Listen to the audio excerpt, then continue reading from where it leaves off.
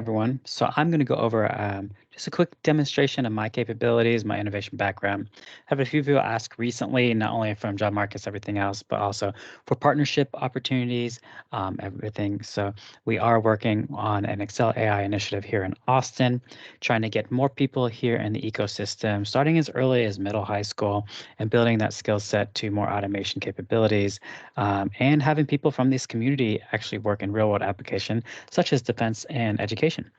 So with that, I will share my screen on a presentation and let's begin. So, all right. So a little bit about me. I am an engineer, veteran, got an MBA shortly after in 2014, 2016.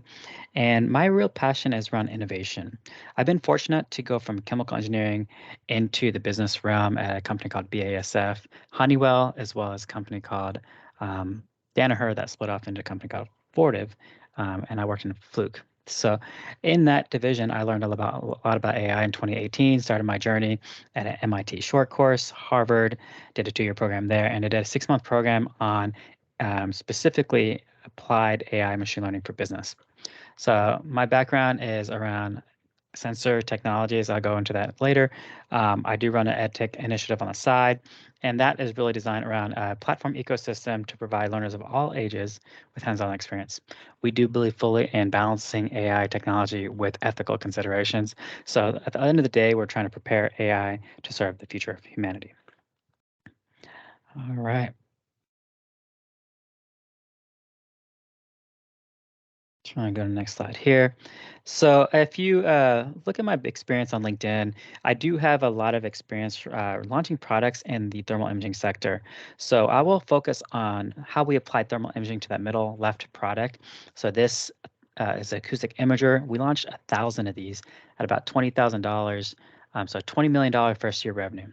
What that allowed me to do is to jump in to learn about AI expertise, and I have since worked for their competitor, FLIR, and have implemented a lot of products in that space as well. But I really led the R&D portfolio and put tools in place based off my Honeywell and BASF experience launching products and trying to get them to a standard process for all of FLIR before they got acquired for $8 billion from a company called Teledyne. Shortly after, a lot of us got let go in the CTO group, the innovation group. I led actually a Boston Dynamics integration for a sensor that I was able a little later turn into a second sensor with this consulting effort. And then I worked at a company called Shield AI and Athena AI Consulting. So let me go into that experience. Shield AI is doing autonomous teaming robotics. They started with a drone. Now they're in middle size, what they call MUAS, so unmanned aerial systems. And Athena AI does a lot of detection capabilities. You'll see a video of me helping with the launch of a Teal 2 drone, which leverages Athena AI technology. And I'll go into what Athena AI does. So I had them, Athena AI specifically out of Australia, develop a model for me when I was at AUSA to work on a demo.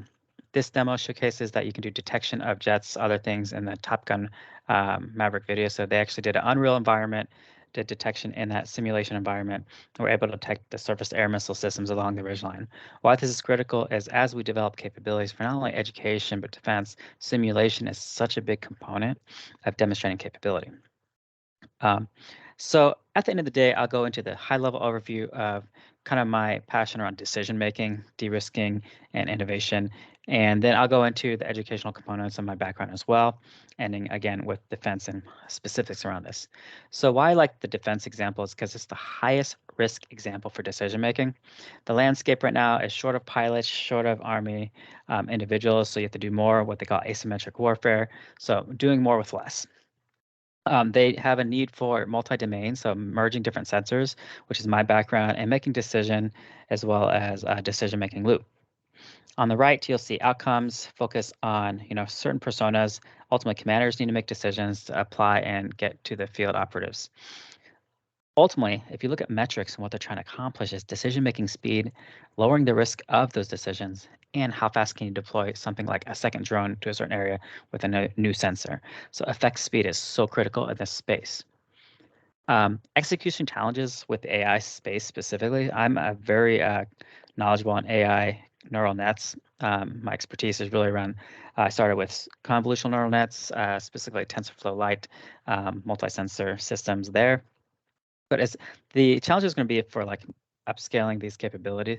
Tesla, for example, pushes new models to their cars as they get better, but doing this on a defense network or even at a real-time deployed robot situation is going to be very challenging.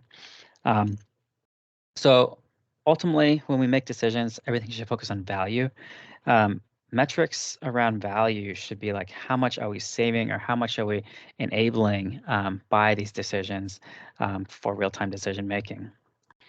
And at the end of the day, we do need approvals in the loop. So why I like ATHENA AI and other companies is we're able to assess risks and determine an effect to deliver and approve those in more real time.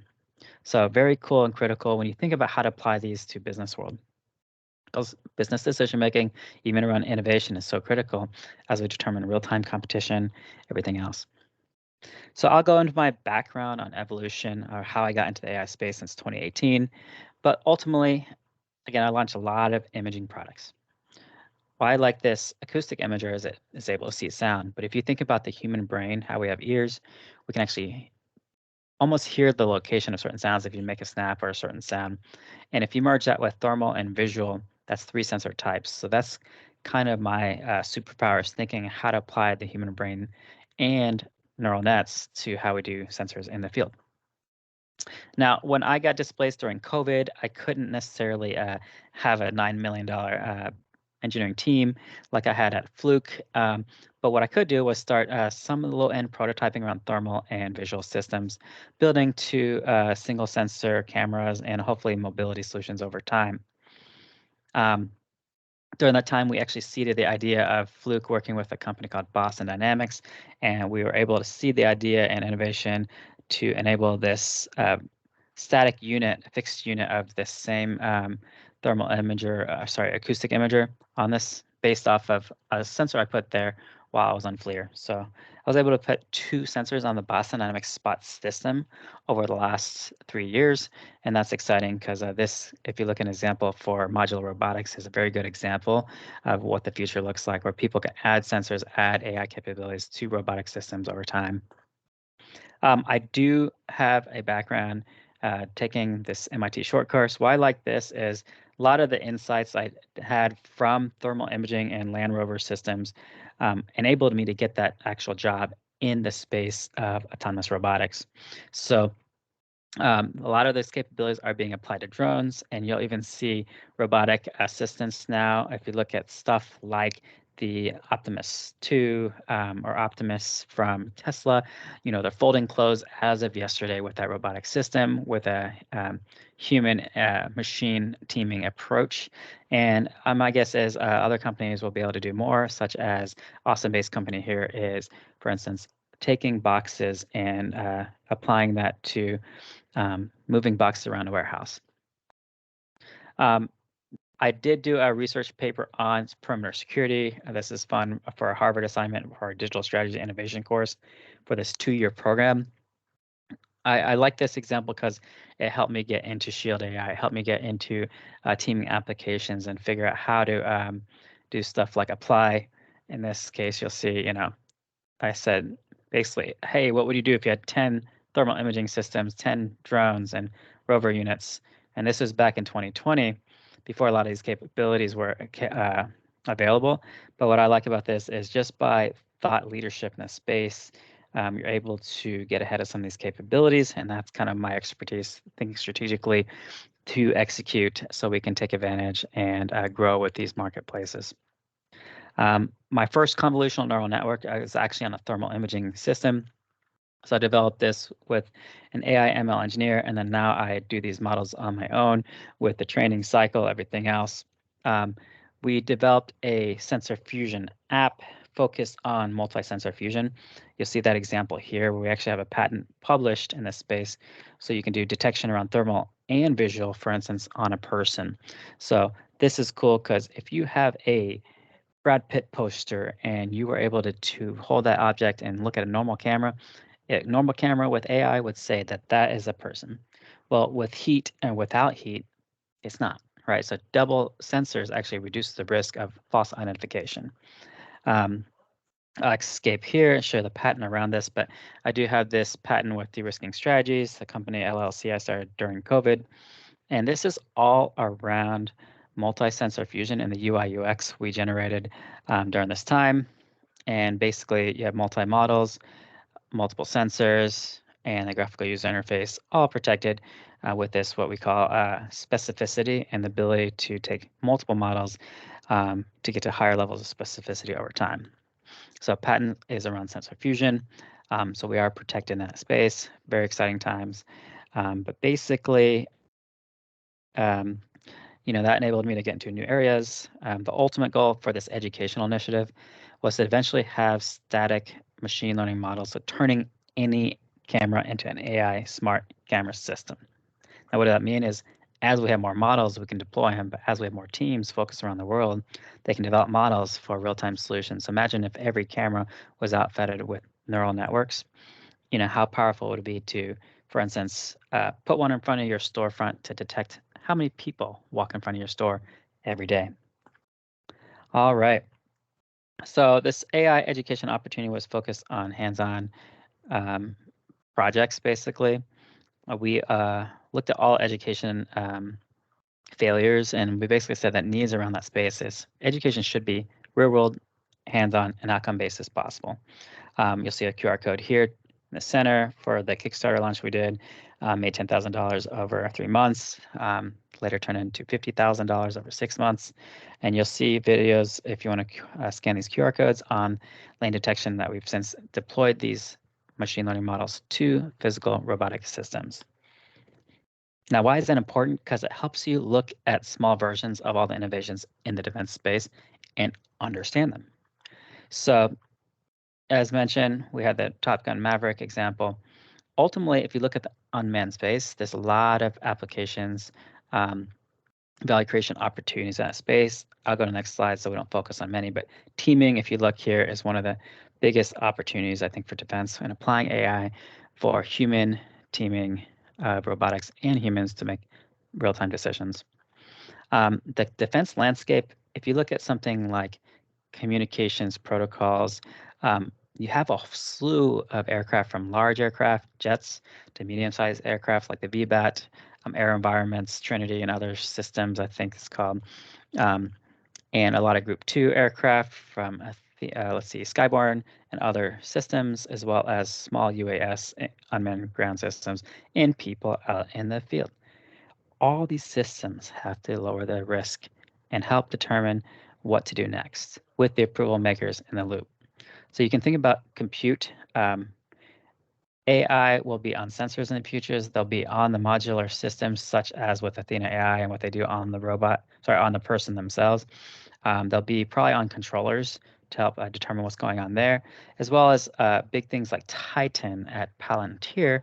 You have AI compute in these systems, and this was just demonstrated, I believe, in 2022 for AUSA. So learning from defense, we have all these capabilities, robotics, drones capabilities to lower the risk, but ultimately we need to make actionable insights to reduce amount of risk while enhancing decision-making real time, as mentioned before. Ultimate goal is to make faster decisions with lower risk, with the ability to execute an effect in the field with approvals in the loop. This is an example of a military example. For those who do want to go further into the defense applications, I would say stop the video now. But it's very critical. We know the capabilities. My high-end example of applying this in real world is to showcase these examples in a low-risk environment. Something like laser tag robotics, gaming, for instance, drone versus human, where you're doing laser tag, or even like R2D2s, 3 of them against 9 humans. But the ability to see these in a low-risk environment is critical because you can learn from these environments and go into new applications such as entertainment. So again, those who don't want to know about the defense space, I would say do not go further. This is an example of, say you had armed forces in a hostage situation, and how would you use not only field cameras, cameras from drones, but to de-risk the situation so you can help the on-site forces come on site with intelligence so they can lower the risk and what actions they have to take from the command and control center so they can go on site with less risk to reduce the impact on their lives and livelihood so they can actually accomplish the mission to save the victim here on the rooftop. So this is an example of a problem statement for targeting. You can look at these slides in detail. You can pause it here. But ultimately, my background, again, is in both education defense and sensors and sensor fusion.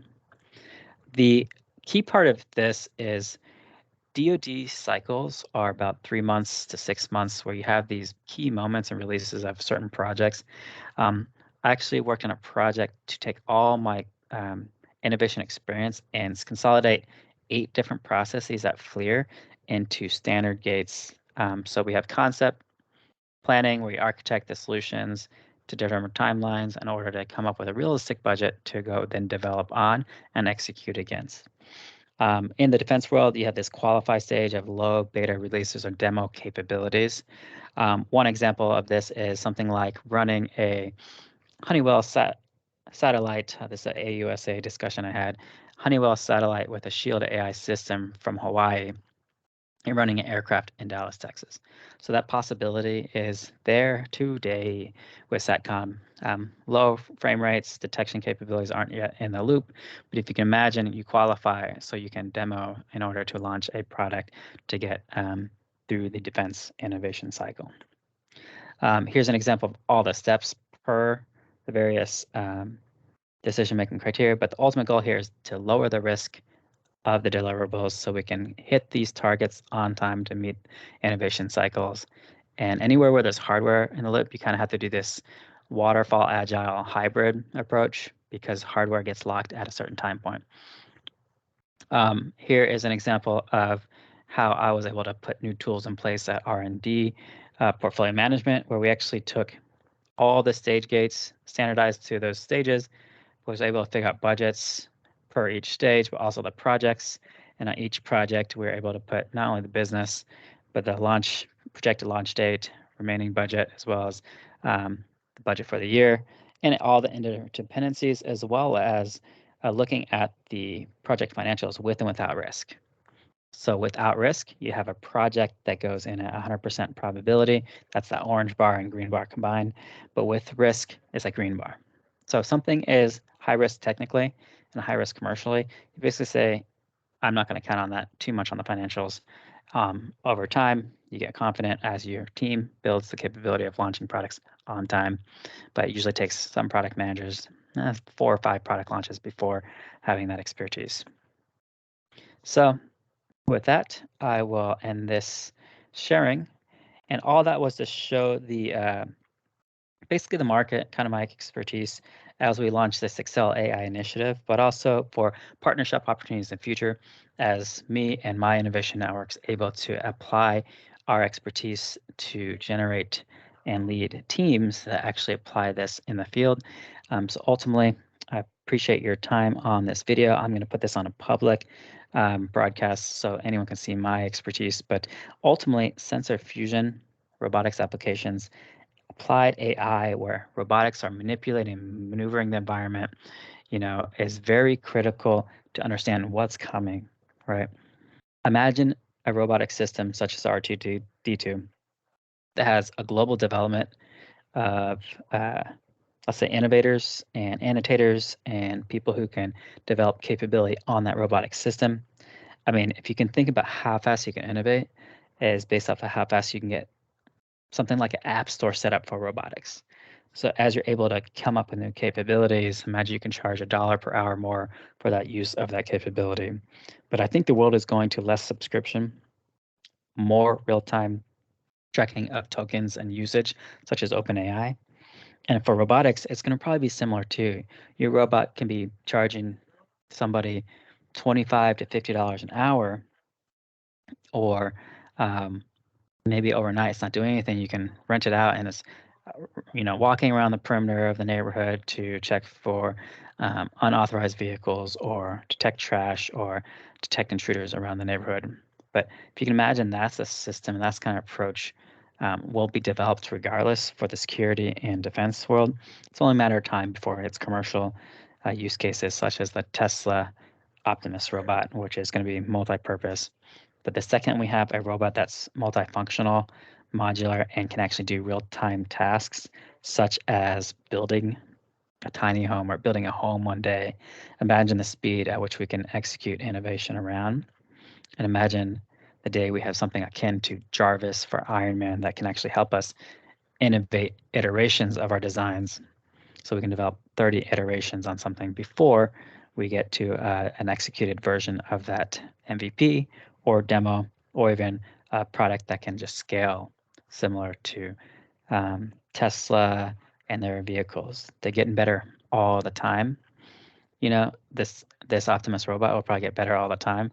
So whoever can develop this scalable, expanding network, similar to the approach we had in 2020 with this education ecosystem, imagine we can have multiple people in simulation develop capabilities for something that gets tested, reduce the risk of before it gets implemented, and innovation just speeds up. So innovating at the speed of thought is kind of my goal in my life, just because I can move quick, because I've launched a ton of products in a year while at Fluke. But think about what that means. How much value you can create from a single individual standpoint. How much can a single company create? Is a unicorn necessarily desired anymore, or would you rather have an ecosystem of 20, $10 billion companies, right? It gets very interesting when you can think on an ecosystem level, how to support your neighborhood, how to support your state, how to support your country, or even go to a global citizen approach where we're trying to support humanity and balance technology use versus reducing the value of humans. We actually increase the value of the total combined technology plus human approach through grounding, ethical use, as well as responsible use of AI and the capabilities it will deliver. So I appreciate it. Thank you. And I'll put this video online soon. Thank you.